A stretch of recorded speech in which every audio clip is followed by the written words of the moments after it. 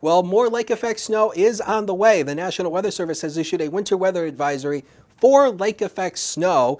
This is for the southern tier. Most of the southern tier does not include Allegheny County, it includes everybody else. And there's also one issued for the Buffalo Metro as well. The one for the southern tier starts tonight and lasts until 4 p.m. tomorrow afternoon for a band of moderate to heavy lake effect snow that's going to set up late tonight. So here's all the data you need to know on this. Now the snow band will mainly focus on the southern tier, but there will be a bit of a northward to southward jog to it at times. And in terms of the overall accumulations, probably around 3 to 6 inches. The better chance for the 6 inches is going to be on the highest hilltops of the southern tier. Everybody else should be around 3 to 4 to 5, but 6 is definitely not out of the question on the highest hilltops. And we also have to keep an eye on this too, because the winds will be gusting around 35 miles per hour at times, blowing a lot of that loose snow around. So keep that in mind if you're traveling Wednesday for Thanksgiving. Here we go with Future Scan. The model picks up on the snow that we've had throughout the day, starts to back off late tonight. And then here you can see the lake already starting to have a response. Look at the wind direction.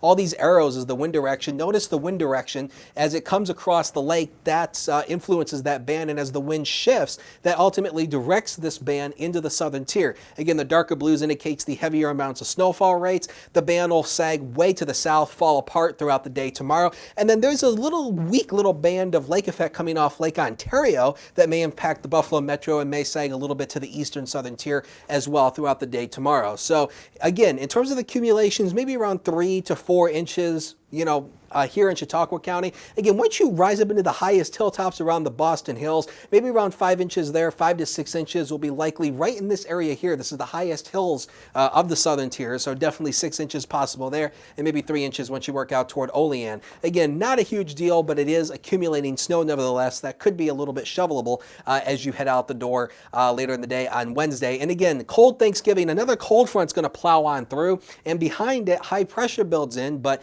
instead of high pressure building in from the south, which brings a southerly wind aloft, which warms up our temperatures, the winds will be coming from the north, which is going to drag in polar air. And man, it is going to be cold for Thanksgiving. Take a look at these temperatures. This is the hourly temperatures for Thursday. We're going to struggle to hit 19. And again, look at this, 11 o'clock, 8.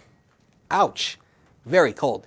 Here's the next 7 days, 32 degrees tomorrow. And again, as that cold front approaches, that knocks us down into the teens for Thursday morning. Won't recover at all for Thanksgiving Day. 19.7 is the average low. Definitely the first time this year. Lows will be into the single digits, but rebounds aplenty as we rebound back into the 30s and 40s for the weekend into early next week with rain and snow showers.